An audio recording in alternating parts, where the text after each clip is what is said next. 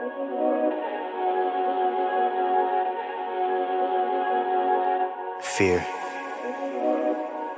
is the enemy.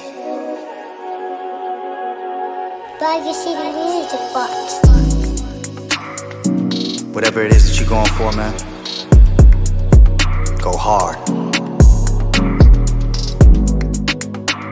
And hold on, never give up. You gotta have that mentality, man. I put in the work, I spent a lot of time on the waiting list. Never complained, I ain't never said shit. Shoot my shot, no fear if I miss. Imagine you chasing a dream that you love, only to find out it wasn't enough. You fall on your face, but you get right back up. And you fall back again, but you get right back up, yeah. That's the way that it's always been. Don't nobody care about the grind but you. Nobody putting in the time but you. Make up your mind who you wanna be. I know who I am, know what I want. Live by 2 words, mama mentality. And that's word to my mom, word to my pops, word to my little bro.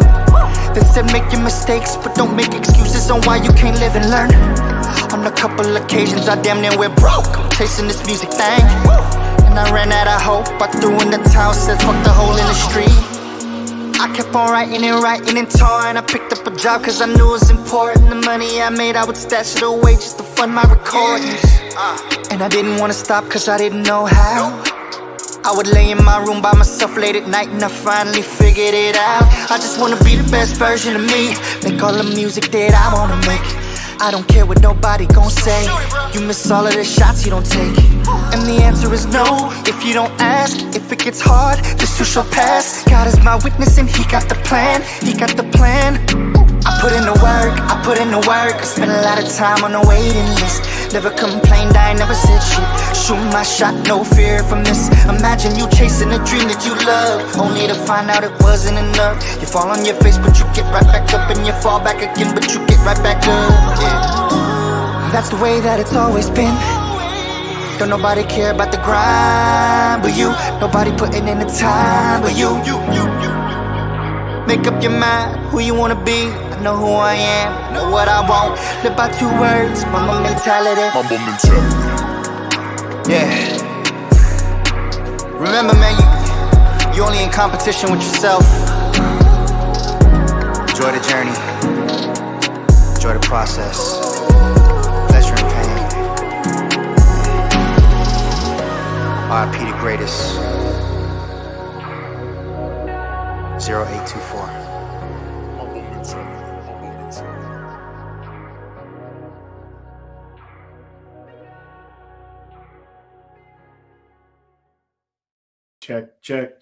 Check 1 2, check 1 2. Hopefully you guys can hear me. Let me just make sure that we're live and able to be heard. If you are, just say hello. Let us know that you're out there watching. Yo, I see you, Margaret. Hello. Wait, thank you for being here.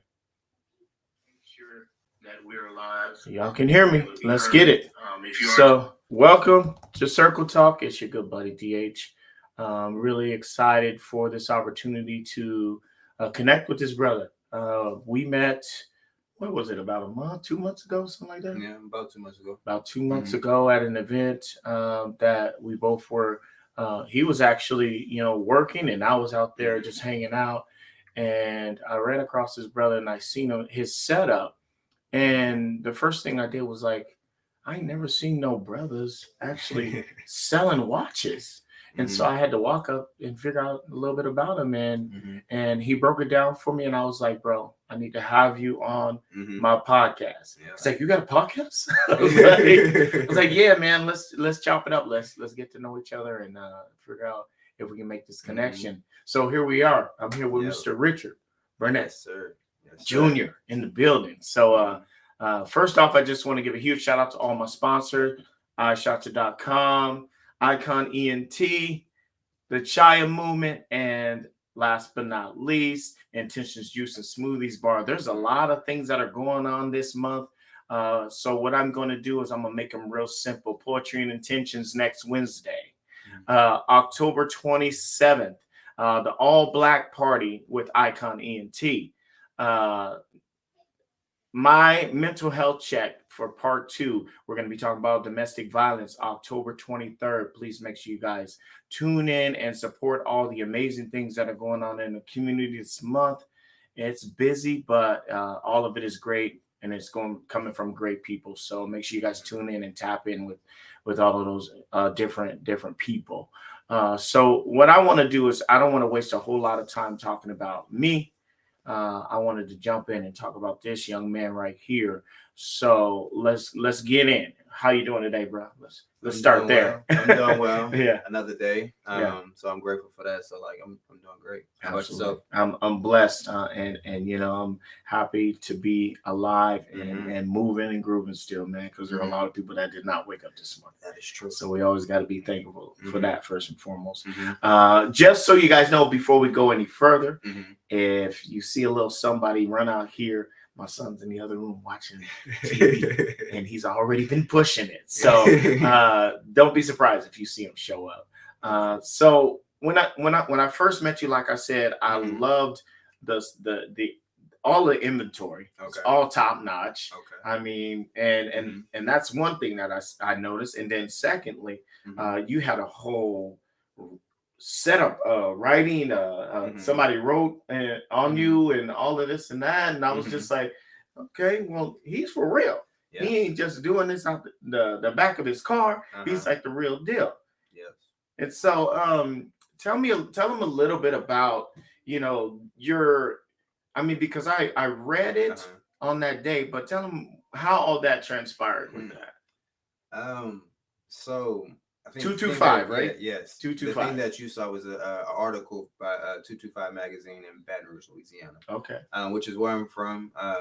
Again, of course, as he spoke, my name is Richard Burnett. I'm 29 years old, from Baton Rouge, Louisiana. Yeah. So from there, like the story that you read on there, I started my brand in 2019. It kind of was like a rocky point around that time because, you know, I was working at a company called CarMax, and, you know, within that time that I was thinking of like different business ventures that I wanted to go on, but I was kind of lost at that time. Yeah. Because one thing one of my brothers told me was like, if CarMax fired you tomorrow, what would you do? That's my only stream of income. So I started it to scare me quite like I was like, okay, cool. Like that is some real stuff that he gave me. Even though it scared me, it kind of like moved me towards like, okay, cool. I have to do something more with my life. And this was that more. And once it came down to me, you know, moving in the right direction and like trying to do research on, you know, how can I create a brand, a watch brand, and put all this stuff together, that's when the foundation of CarMax kind of like fell apart. So it was a choice between sink or swim when it came down to, you know, what I wanted to do in life, which was this right here. So like I just, you know, gave it my all. And the community of Baton Rouge, Louisiana, like they kind of like, you know, saw all of that and they kind of embraced me and just, you know, catapulted me into what I am today. Absolutely. First up, I just want to make sure that I give a shout out to all my family down in Louisiana, because yes, I am from Louisiana. Even though I wasn't born and raised there, I don't have no family here in Washington. I tell everybody that all the time. I don't have any family here in Washington. I got my brothers, and they're all over Washington. But my mom, my dad, my uncles, aunts, all of them down there in Louisiana. Natchitoches is what they call it. Natchitoches, Louisiana. So shout out to all my peoples, man, for sure. So that's really amazing. What I want to do is get into something that you probably don't get a lot of people asking you about. Tell me a little bit about your upbringing, being from you know, Louisiana, and the Bayou State, how it goes down. How was your upbringing? Mom, dad, you know, the family life. How was that? So my upbringing is a little bit tricky because, of course, I was born in Baton Rouge, Louisiana. 3 years later, I actually moved up here to Washington. Oh, what? So that's why it's so widespread. So I have kind of like in my adolescence, kind of like half and half. I spent after I moved out here 3 years after I was born in Baton Rouge, I spent about 10 to 11 years in like the Seattle, Tacoma area. And then I went back to Baton Rouge. And then that's where, you know, my, you know, the other half was at. So it's like half and half of, you know, the Northwest and, you know, the other half is the South. So yeah. That was my upbringing. My dad was in the military. My mom, they met when they were down south, and he was, living out there. So he living out here. So that's why I was so widespread, like I said. So they, so I was always back and forth. So right. So that was a great thing. So answer me this. Obviously, you said you were born there, then you guys ended up here, and then you went back there. When you talk about the culture, from Washington to Louisiana. Can you give the people a little bit of the difference between the two? Because I know me, the first time I went to Louisiana, it was a complete culture shock for me because I was born here and this is what I'm used to. But how was it for you? It's like night and day. So like when it comes down to like Southern culture, I love it with all my heart. So coming back out to Washington, it's kind of like you have your favorite food, but it's not seasoned well. It's like it's to the point where you just take the seasoning off your favorite food, and it's like, okay, cool. That's how it is for me. So when it comes down to it, it's like I love the culture in Baton Rouge because there's just so many things that I love and respect about Baton Rouge. The hospitality. Absolutely. One thing that shocked me, like you said, you're a culture shock. So like there's one time I can remember riding down the street in Louisiana with my mom, and she's waving at everybody. And I'm like, you know that, man? She was like, no, that's just how we are. And I was like, okay. And then coming out here, you would never see that. Right. If you're waving at somebody, that's because you know them personally. Absolutely. Because if you speak to somebody out here, they're like, what's going on? Not that they're rude. It's just that's their mind. That's their mind frame. So like the culture is like night and day for me. But I love it nonetheless. So like, I love both the South and the Northwest. But when it comes down to, that hospitality and that Southern, way of living, it always will hold a special place in my heart. Absolutely. That's awesome. So another thing that I ask a lot of my my guests about is just race in general. Diversity versus any type of racism. Did you deal with any of that at any point here, any point down there? Did you see it? Like, what's your thoughts on that? Because for me, like the biggest culture shock for me while I was down, the first time I went down 11 days. And, being here for 30 years of my life, and then finally going down there and meeting my people, diversity was a big thing that I noticed here in Washington. But when I went down there to Natchitoches, you obviously know when you hit there, it's black, it's black owned, black owned. You don't see a whole lot of any other different races, especially in the area where my family's from. Did you experience any of that at all, or see any of that at all? Not that I can really pinpoint off the bat. But for me, my experience, like being in, the Baton Rouge area, that is predominantly black as well. But as far as like racism from like going from, Baton Rouge, Louisiana out here, for me, I just have that kind of like mindset of like, not even like, not being oblivious to it and not taking, eye to it, but more so of like, I'm just going to do me regardless of who is around. So like when it comes down to it, I don't have too many experiences. The only thing I can pinpoint, there's times where I had interviews and I got a call. My name is Richard Burnett Jr. So when you see that, sometimes you don't, you're like, okay, he's not black. But there's sometimes I didn't get a call back, but I don't have any experiences that I kind of like pinpoint and being like, okay, cool. This is, something that I struggle with when it came down to racism. So, well, I'm going to take that a little bit further because you're selling fine jewelry. Yes. How many people of color are out here selling fine jewelry of color? Have you been to locations where you presented yourself? Hi, this is me. Yes. This is what I have for you. And people looked at you and just instantly looked at you funny because okay, you're ringing some bells. You're ringing some bells.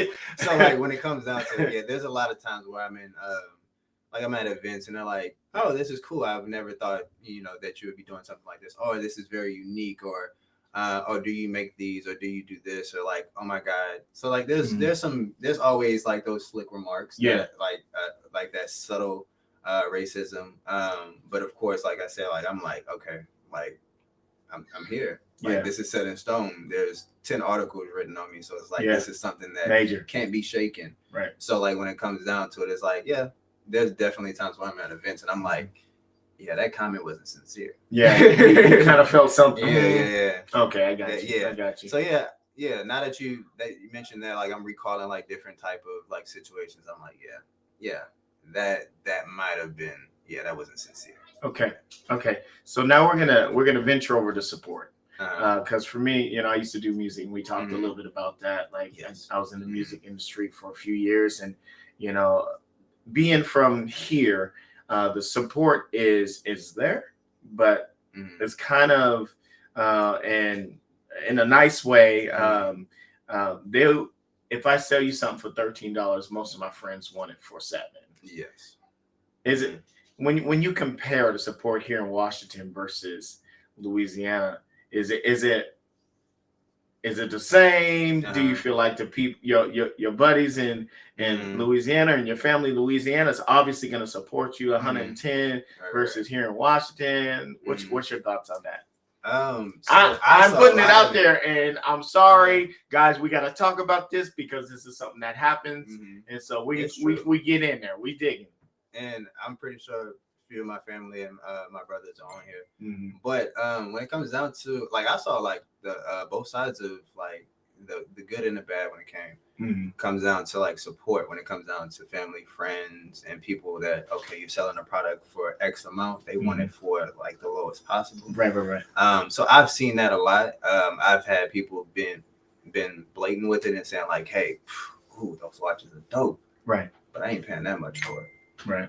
So those are conversations where I have to kind of like laugh off, because it's like, dang, that kind of like, this is something that I actually put, my blood, sweat, and tears in, like absolutely. Marketing, like making sure that everything is correct, the designs and all kind of stuff of that nature. So I'm like, I want you to I always want people to proudly wear it, not just wear it because they just want to wear it. Absolutely. So when it comes down to like, people blatantly saying like, hey, I want it, but I ain't paying that. It's more so of like, okay, cool. I try not to take those things to heart. I'm like, okay, cool. That's not my target audience. And then I go find those people that are willing to pay, the price that I set or more. And on the flip side, on the good side of that, I had a, support, a support system with my family, brothers that I affiliate myself with, Next Generation Pioneers, which is a nonprofit in Baton Rouge, Louisiana. Okay.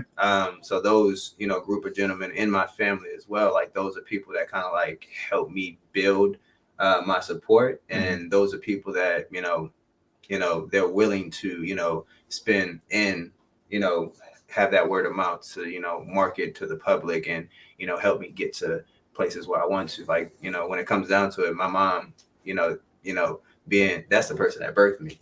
Like she's like, I want to pay for your product. Absolutely. And that's something that is a blessing on my part, because I have something that she's proud of. Yeah. So not only, of course, she's going to be proud of her son, but she's like, I want to pay for this. I don't want you to be like, okay, I'm your mom, give me a watch. She's like, she has that mindset, and I think it's not only because I'm her son, it's because, I created something that she can proudly wear and that she loves. So when it comes down to, I saw the flip side of like, of both sides of that support system. I'm like, yes, I do see where, when people make posts on Facebook and stuff like that saying like, oh, my family and friends don't support and blah, blah, blah. There's a whole bunch of strangers. That is true. Yeah. But, and that can get discouraging if your family does not support. But you also have to keep in that mind frame. Is that my target audience? Absolutely. Good point. Yeah. So there's a lot of people in my family. I'm not the target audience. It's not that they don't want to support me. It's like, it's more so of like, hey, are you the target audience? And if is that a yes, then cool, go for it. If it's a no, then go find that person that can. Interesting. Yeah. So I see a lot of both sides. Okay, so I'm gonna rewind back a little bit before the brand started. Where did the actual concept of watches just where did that come from? Because I love we have we all have ideas, creations, and things that we want to do with ourselves. But were you just always into watches and wanted to create your own brand? Or was it somebody came up with a concept? Hey, you should do this. Where did it originate? I actually love this question because when it started, it was never about watches. So I created the idea of the brand came first. Watches came second. Okay. So the brand was something that I was like, okay, I know I was I had a weird infatuation with Ralph Lauren, and I love that brand. Right. And like I always wore it, and I always wanted to, buy that. Every time I was in Macy's, every time I was in a store that held Ralph Lauren, I was like, okay, cool. Like, I love this brand. Yeah. But I always felt conflicted in a sense because I don't know Ralph Lauren. Right. I don't know what he stands for. And if and there's times where I research and I'm like, that's not a person that I would actually, sit down with, and, it's not a person that I can like look up to. So like I always felt conflicted that I was like, I was infatuated by this brand, and I love the way their materials, I love the way it looked, I love, everything about that brand and how they market it and everything. And I was like, okay. So that kind of like sparked that confliction, and also the love for it. It kind of like sparked that idea of like, I want to create my own brand. Gotcha. So the idea of the brand came first, and then I was like, I need a product. I thought of clothing, and actually did clothing before. But I was like, I need something that I can push and have way more meaning behind. Right. And when it came across watches, it was perfect. Because it's something that's timeless. It's something that you can pass down to your family, Absolutely. give to your wife, husband, anything. So like the marketing capabilities was limitless. Yeah. I can stand in any type of room with a watch. I can, go to a bar and sell watches. I can go to, a pop-up event. I can go anywhere.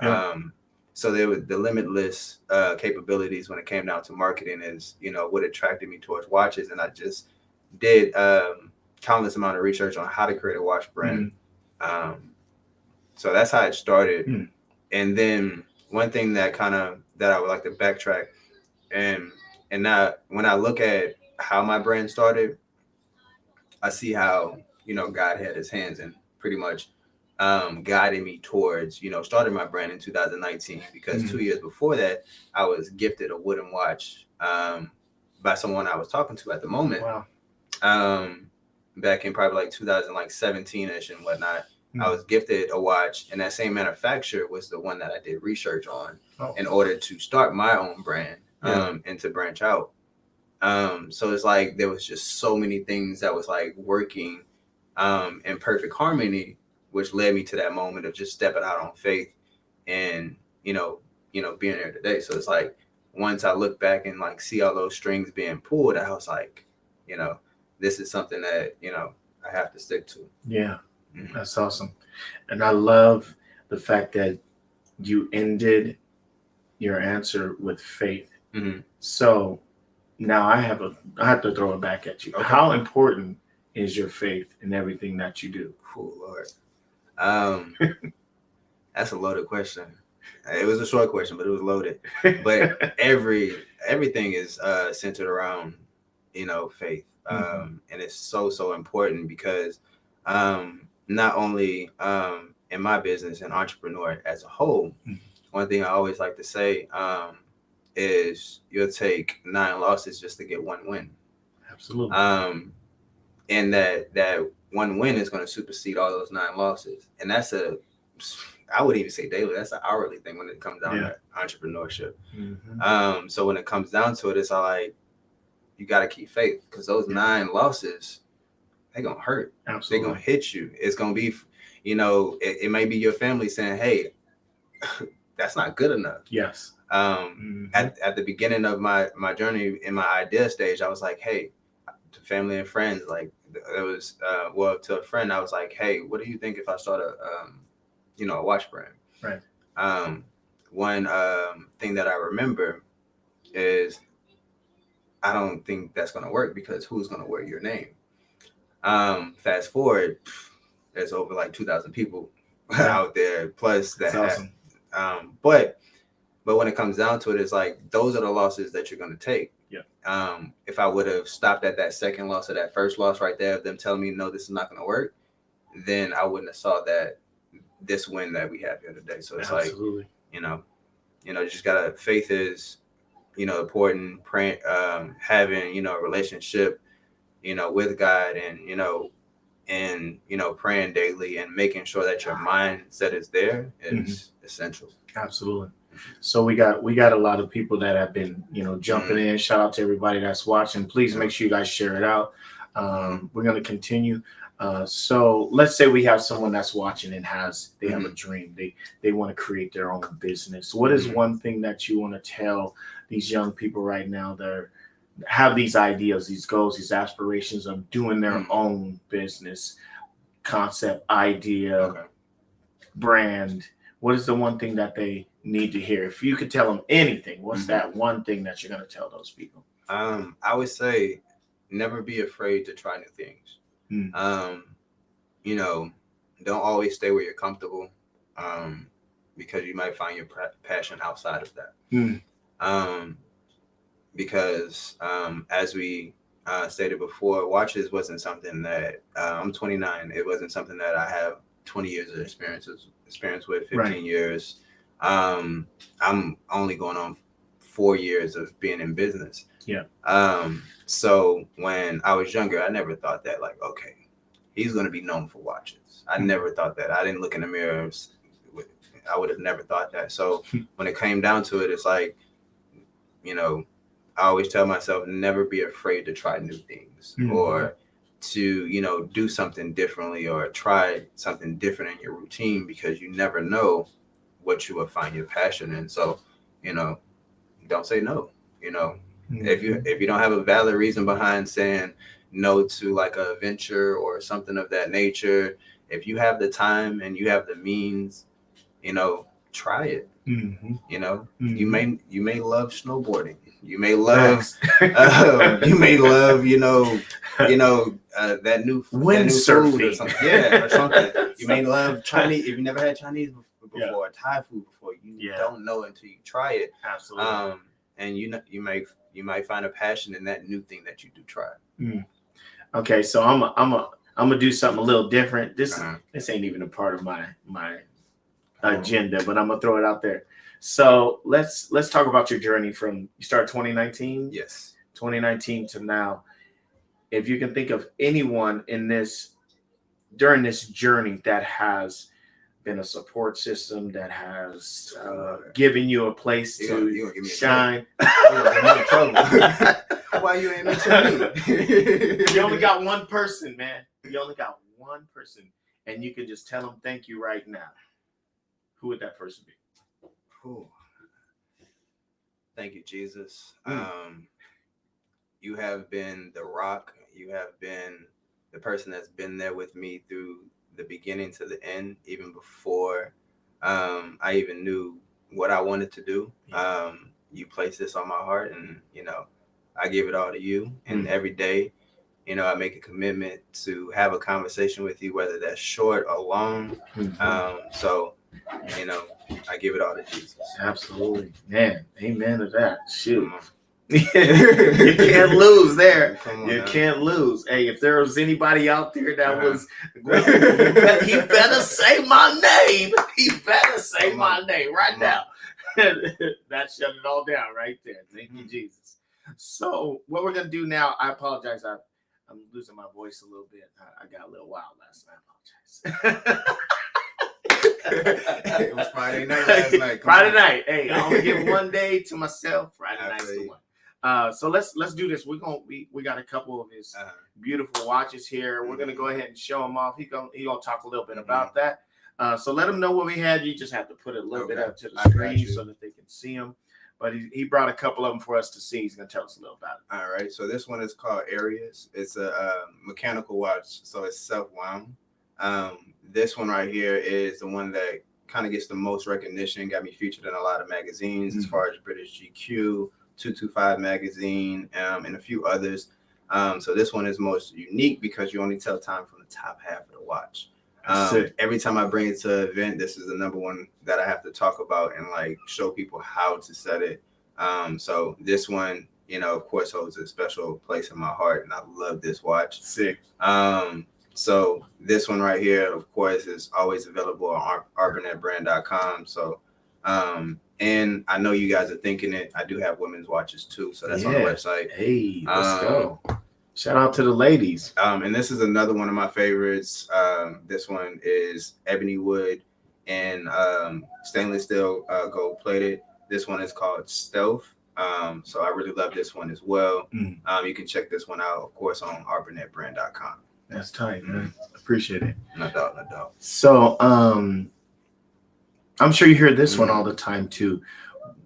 Why your watches versus Swartz or any of these other makers? What makes your watches unique versus these ones that are out there? Yeah. I love that question.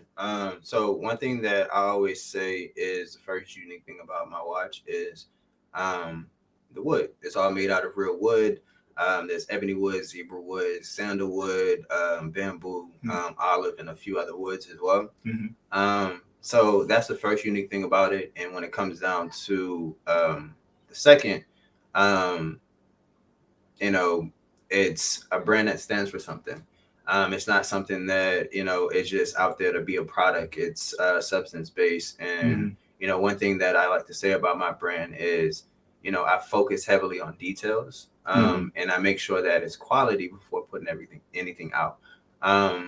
So with that being said, it's like, it's more than just a brand. It's, you know, about, you know, a person succeeding beyond measures and like breaking through our limitations, and doing it in style, and making sure that, you know, when it comes down to, you know, these watches, they're, you know, there's meaning behind you picking up that watch and putting it on your wrist. Oh yeah. So that's the, you know, that's the, you know, the main thing when it comes down to, you know, why is it unique? Because of course there's a lot of watches, and the watch brands, the watch industry is very saturated. So, you know, if I wanted to, you know, if now that I'm in that industry, you know, I'm always striving to, you know, stand out and like, you know, hey, R.Burnett watches is something that, you know, the community can get behind. Absolutely. They're really dope too, by the way. I mean, obviously when we first met, that was the first thing that, you know, really drew me in. I mean, even though, you know, I ain't got no money, I mean, if I had it, I would have definitely bought a watch from you instantly at that time. We don't make this episode blow up. I'm just saying, at that time, we just, you know, you know, I just seen him and I just knew. I was like, yo, I'm feeling the wood. Like, that's legit. I appreciate that. But what happens if all this disappears? What would you be doing? So if R.Burnett Brand disappears, that's not even something I would like to think about. But if all else fails, which I know God got my back, He won't let that happen. Right. You know, I'm a hustler at heart. Right. So if it's not this, it'll be another business. If it's not this, it'll be another brand. If it's not this, you know, I got a community and a support system that would never allow me to fail. And I have, you know, faith that won't allow me to stop. So if it's not this, it'll be that. Yeah. I don't know what that is, but it would be something. Absolutely. Absolutely. That's the way you got to look at it, man. You know, it ain't going to fail. And if it does, God has it. Right. You know, in His hands. So what's next? What else can we look forward to? R.Burnett Brand. Where are you going to be at? You know, what event? What's some amazing things that are happening in the community for you? So something that recently happened, got into a retail space in the Central District of Seattle. It's an art gallery called Art Noir. So that's something that I was really proud of, you know, getting my watches and, you know, in the Seattle area for the first time. So that's something that I'm really proud of. So when it comes down to after that, just getting into more retail spaces, you know, staying consistent, doing more events. Tomorrow I'll be in Tacoma at the waterfront market. So, you know, just consistent with pop-ups, you know, getting out there in the community, seeing how I can, you know, not only sell to the public, but help the community. Yeah. Figuring out who I can collab with and seeing, you know, how I can make, you know, my brand bigger. And, you know, because one thing that I did in Baton Rouge was, you know, not only did I, you know, build myself up in the community, you know, I pulled a lot of people up with me. And, you know, being that I'm established business, I want to, you know, do that out here in Seattle too. It's just like figure it out. Okay, cool. How can, you know, I help the community, you know, and do it in style. Absolutely. That's awesome. So where can they go? Obviously, I know you're online. Where can they go to either get in contact with you or, you know, purchase some of your stuff? So easiest way to purchase is, of course, R.BurnettBrand.com. That's where you can shop. That's where you can find a retailer on there. That's where you can reach me directly through my social media pages. If you go on the website, scroll all the way down, you'll see that Instagram icon, and that's R.Burnett Brand. So yeah, and I'm not a stranger. Feel free to reach out if you have any questions. Everything gets directly routed to me. You know, it's a one-man show at the moment, but you know, once we get to that point of scaling, then you know, it'll be multiple people, of course. But yeah, I take all inquiries. You have any questions? You ever want to sit down and talk? Any business ventures? You know, just let me know. Cool. So I got a question, and this is about just life in general, family. How important do you think a father is in a family? I love that question. It is extremely important.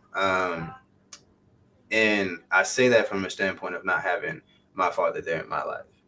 And the reason why I say that is extremely important is because there's moments where, you know, that son is going to be, you know, looking for direction. So one thing that I like to tell people how I built my character is through trial and error. Bumping my head, you know, 100 times until I'm like, I shouldn't go that way. So on that 101 time, of course, okay, now I'm like, I don't know, that's not the way. Let me go this way. Then that may not be the right way, but then you go another way and then you figure it out. But with a, you know, father figure or a father in your life, you know, all of that, you know, bumping your head, you know, that you know, that person is able to guide you and say like, son, go this way. Absolutely. So when it comes down to, you know, the importance of it, it's very important because, you know, you don't want your son to bump your head. Right. And so you said your father wasn't there. So did you have a father figure that you can say was that kind of stepped in and kind of, you know, gave you some of those tips on how to become a better man, become a better adult, or was it strictly mom, teachers, etc.? Anything like that? No, there wasn't. But my mom was always there. So she was that one that, you know, after I bumped my head a few times, I'm like, okay, cool, I need help. You know, she was always that person, that safe haven that I was able to go to and be like, okay, cool, what do I do? What can we do? Or, okay, things are going to be all right. So like when it comes down to it, it's like, you know, no, I didn't have that, you know, that father figure. But when it came down to, you know, throughout life, I think that's what created that hustler mentality, that way of life of like, okay, cool, I can make something out of nothing. So yeah, it was more so having, you know, my sisters, which, you know, I'm the youngest out of my family. Okay. How many brothers and sisters you got? I have 3 sisters, no brothers, and my mom. So like with that support system, in the support of my organization, which is about 25 to 30 Black men. Yeah. In Baton Rouge, Louisiana. There's no way I can fail with a support system like that. So I love the fact that I get to learn this because my son is 6 and he has 4 older sisters. Okay. How was it growing up with Torture. 3 older? Torture. They watch it. I had to ask. I need to know. You hope they're on there. I hope they see this. Yeah. I hope they see this. This is gonna be recorded, right? Oh, it's recording right now. This is I'm gonna take this clip. I'm gonna send it to you. But yeah, it was torture. I mean, I'm pretty sure they'll say the same thing. Yeah. But it was beautiful torture because they taught me how to empathize. They taught me how to be a little bit softer when it came down to how I talk and how I present myself and how I walk into rooms and just how to be well tempered. So when it comes down to I have one sister, her name is Kayla. I love her to death. It was her birthday actually a couple of days ago. Belated birthday. Yeah. She always holds me accountable. Like there's times where I may get too loud or I may say something wrong. She was always that one that pulled me to the side. It's like, we need to talk. Yeah. And hey, you did this wrong. You should, think about how you said that and that hurt, their feelings, blah, blah, blah. So she was the one that always held me accountable, and of course my other sisters, they were always there, telling me right from wrong and whatnot. But so it was a beautiful torture. It was something like, of course, I may not want to hear it, but I need to hear it. So, as I matured, I'm like, I'm very grateful for them because, without them, I don't know where I would be because, I didn't really have that sense of direction, but they gave it to me and they make sure that, they want to see me succeed, and I see it in the love that they give me. That's amazing, man. Shout out to your sisters and mom for doing such an amazing job with this young man. So, Richard, man, I really do appreciate you for spending some time with me, letting me get to know you a little bit better. The brand is an amazing brand. I promise you, when I get me some money, I'm going to come and see you because I don't even wear watches. I wear a lot of everything else. I feel you. But I love what you got going on. I really do. And I think you represented it. You represented, to the fullest. And, thank you. style, charisma, intelligence, professionalism, and you're a strong Black man. Thank you. And I appreciate, and you got that faith in your life. So, hey, you know what I'm saying? We got to put that first. and you got that faith in your life. So I appreciate you so much for being here. Do you have any questions for me? Because I always ask everybody. You got a question for me? What's next for you, man? This is it, man. I'm like you. I go where God tells me to go. Come on, I love that. You know what I'm saying? I love that. I go where He tells me. You know what I'm saying? So I'm going to continue pushing forward and doing amazing interviews with amazing people. Okay. I'll be out in the community working, and Thanksgiving's coming up. We got a Thanksgiving feed that we do every year.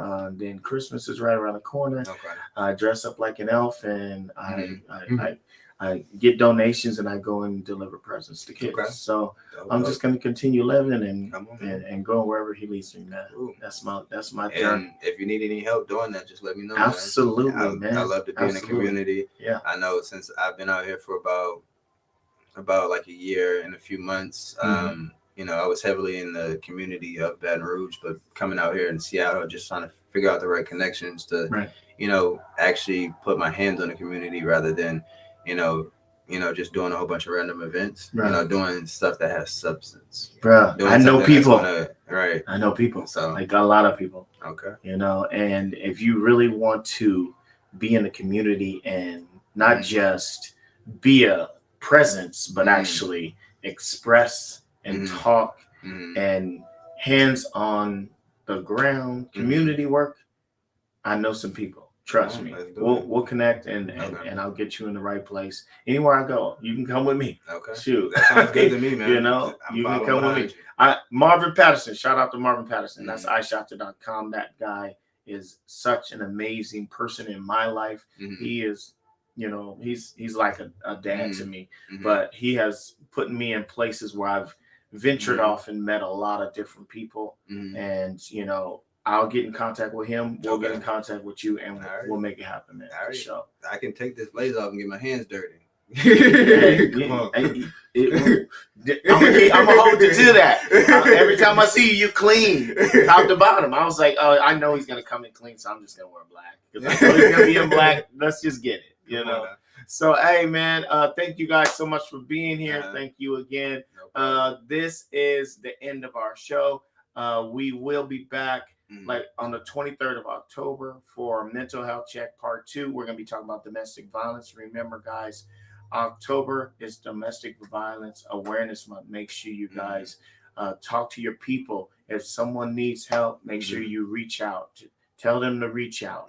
You know what I'm saying? Even the quiet ones. Sometimes they got things that they're dealing with mentally.